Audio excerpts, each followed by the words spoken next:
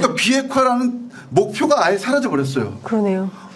그리고 사실은 우리가 사실은 뭐 한미일 하면 좋은 것 같지만 이렇게 진영화됐을 때 네. 우리가 분단도 됐고 전쟁도 겪고 냉전도 겪었는데 네.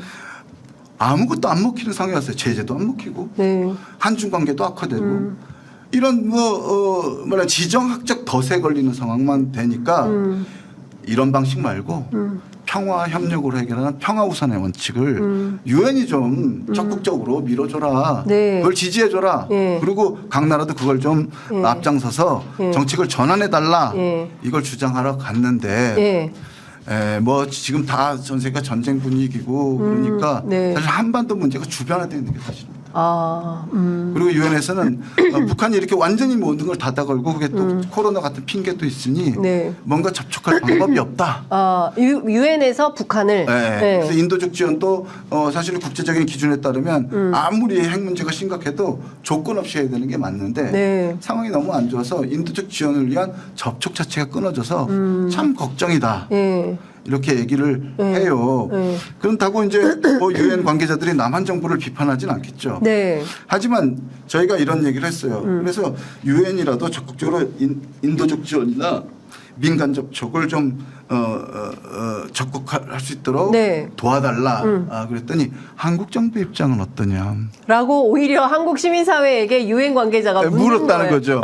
그래서 저희는 아이고야. 대답했어요. 예. 우리 정부가 한반도와 관련해서 인권 문제를 최근에 강조하고 있다. 북한 인권 문제. 예. 그래서 우리도 북한 인권 문제에도 관심이 많다. 그런데 민간의 입장은 네. 북한의 인권 문제도 관계 개선 노력이나 접촉이나 네. 이런 거를 많이 해야 인권도 개선된다고 믿고 있는데 네. 우리 정부의 시각은 다른 것 같다. 우리 정부는 북한 인권을 강조하면 민간 접촉조차도 차단하고 민간 접촉에 불법이 있는지 삿삿이 뒤져가지고 조금이라도 불법이 있으면 낱낱이 다 예. 압수수색하는 구속 벌금 벌금. 이런 걸 하고 있다 그랬더니 유엔 관계자들이나 예.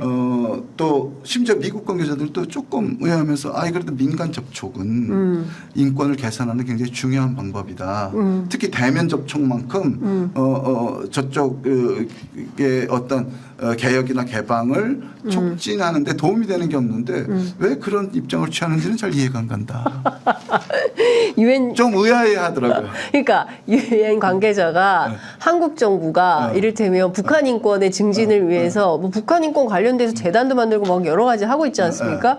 인권에서 제일 중요한 게 접촉인데 민간 접촉은 또 막고 혹시라도 그 사이에 불법적 요지가 있는지를 찾아가지고 압수수색 구속 이런 그거 안 했다고 통일부 직원들 징계하고 지금 그러고 있잖아요. 예, 그러니까 이런 방식으로 이게 좀 모순이다. 뭐 이런 건가요? 모순이죠. 왜냐하면 유엔 그 개발 협력이나 인도 지원하는 단체들 그다음에 인권 문제에 제일 적극적인 유럽의 국가들 스웨덴, 스위스 이런 나라들은 어떻게 하면 더 민간 접촉을 할까 계속 창구를 찾고 있거든요. 그래서 우리한테도 니네는 창구가 없니? 니네는 지금 북한 민간이랑 접촉하는 게 있어라고 계속 묻는 거예요. 그래서 우리 불행하지만 없다.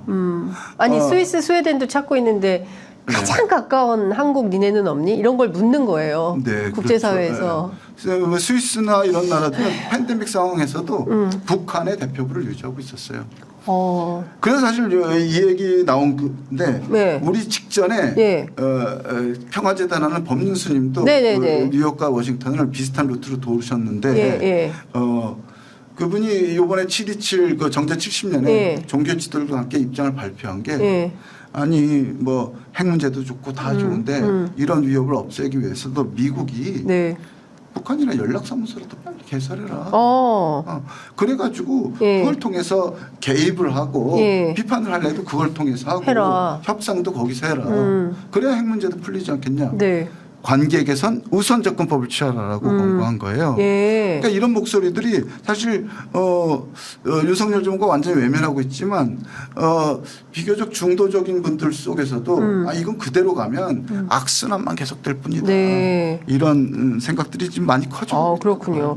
주류 언론들이 이런 걸 통 다뤄주질 않으니까 저희들이 알 수가 없어요. 그러니까 진짜 그 법륜스님 같은 분도 미국이 북한의 연락사무소라도 정도 설치하고 그걸로 서로 소통을 하면 그럼 좀 관계 개선이 되지 않겠냐라는 진단을 하고 있는데 우리 정부는 힘에 의한 평화인 거잖아요. 그죠? 그래서 조금 어떻게 될지 좀 봐야 될 것 같다라는 생각이 좀 들고 긴장이 계속 고조되고 한반도의 위협이 커지면 이제 앞서 말씀드린 대로 평화 캠페인 이거 어떻게 대응을? 사실 원래 3년 캠페인으로 하려고 그랬는데 올해 해 보니까 진짜 우발적인 충돌을 막고 진짜 이 한반도에 사는 사람들은 평화롭게 살아갈 권리가 있다라는 거를 어쨌든 그 평화권을 지키기 위한 운동이 너무 시급해졌어요. 그리고 그걸 악화시키는 자극적인 군사적 행동을 멈추기 위한 시민들의 목소리도 커져야 된다. 보세요. 이번에 군사합의서 사실은 일부 하니까 북한은 얼씨구나 좋다고 나는 맞죠. 모든 거에 구속받지 않겠다라고 그러니까요. 바로 받지 않습니까? 남한이 이렇게 하면 북한이 어머 겁나 할까봐 할 가능성은 없다는 게 벌써 입증됐잖아요. 그렇죠. 그럼 앞으로 어떤 조치를 취하더라도 사실은 그래 끝까지 가보자 결심할 수 있는 거는요. 남한보다는 북한이 더 쉬워요. 언제나 그랬잖아요. 벼랑 끝절수 북한이 한다고 그러지 않습니까? 남한은 벼랑 끝절수도 못할 거예요. 우리는 잃을 게 많아요. 그렇죠. 우리는 가진 게 많아서. 적경 지역에 얼마나 많은 사람들이 살고 있습니까? 아니 김포를 서울에 편입한다고 그러잖아요. 그럼 수도 서울이 접경 지역이 되는 거예요. 그렇죠. 맞네요. 그러니까 우리가 접경 지역이다. 지금 이런 상황이 되는 거예요. 그 가드를 푼 거잖아요. 진짜. 지금 상황에서 놓고 보면 수도 서울이 위험해지고 있다. 그래서 이런 목소리를 높여야 되는 겁니다. 근데 저는 그 점에서 아쉬운 게 있어요. 제가 유엔에 가니까 또 하나 묻겠어요. 니네 정부는 입장이 뭐예요? 하는 거 못하고. 그런데 저희가 어쨌든 평화적인 접근을 하자고 그러니까 그러면 정부 말고 국회에서는 어떤 움직임이 없습니까? 이렇게 물어요. 그래서 정전 70년이 됐는데 협상도 깨졌는데 문재인 정부 때 여당 하던 당이 여전히 그래도 국회는 다수당이다. 근데 한반도 평화 결의안 같은 건 없니? 정말 창피했어요. 미안한데 우리 정부도 국회도 우리 헌법기관 어디도 한반도 평화를 호소하고 평화적인 방법으로 문제를 풀어야 된다는 확실한 어떤 문서가 없다. 갑자기 얼굴이 확 뜨거워져서 이거를 유엔이 얘기했다는 거잖아요. 뭐 유엔이 얘기한 건 아니지만 질문을 한 거죠. 그래 정부와 그럼 국회는 어때? 당신들 아니, 정부는 니네 어떤지 알겠어. 뭐 힘에 의한 평화 알겠어. 시민사회 당신들 캠페인하러 여기까지 온 거 알겠어. 정치권 입장은 뭐냐? 그러면 정치권 입장은 뭐냐? 국회는 뭐 하고 있냐? 한반도 평화 결의안 같은 것도 없니? 그렇죠.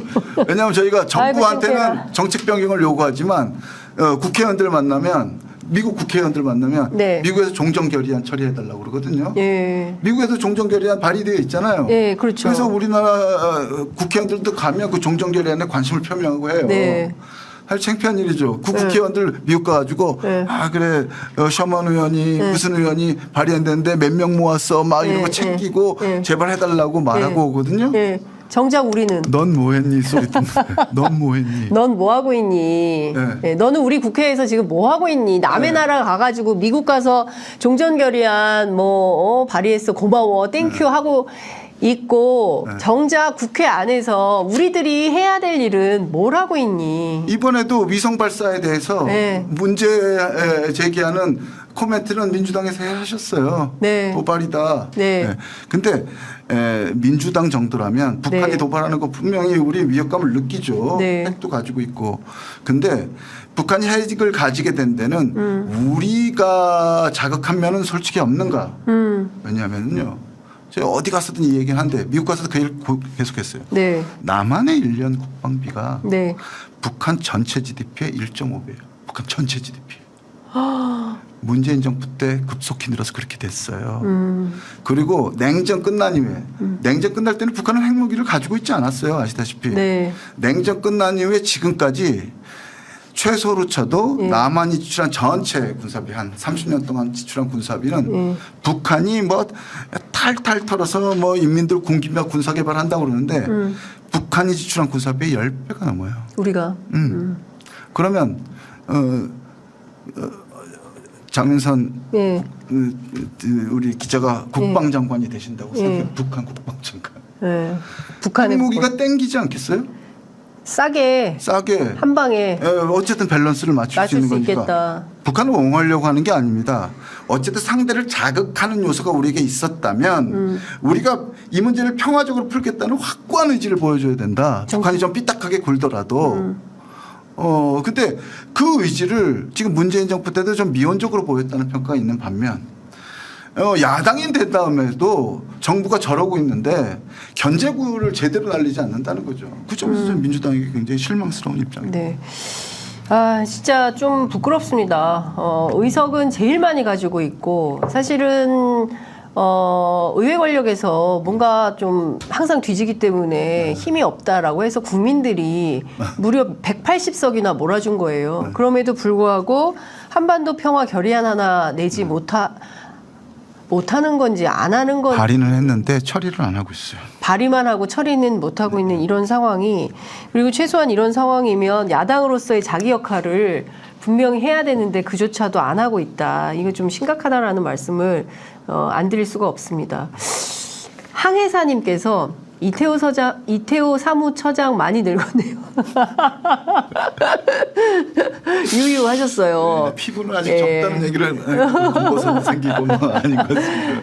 지금 사무처장 아니시고요. 지금은 이제 많이 승진했어요. 운영위원장 맡고 계십니다.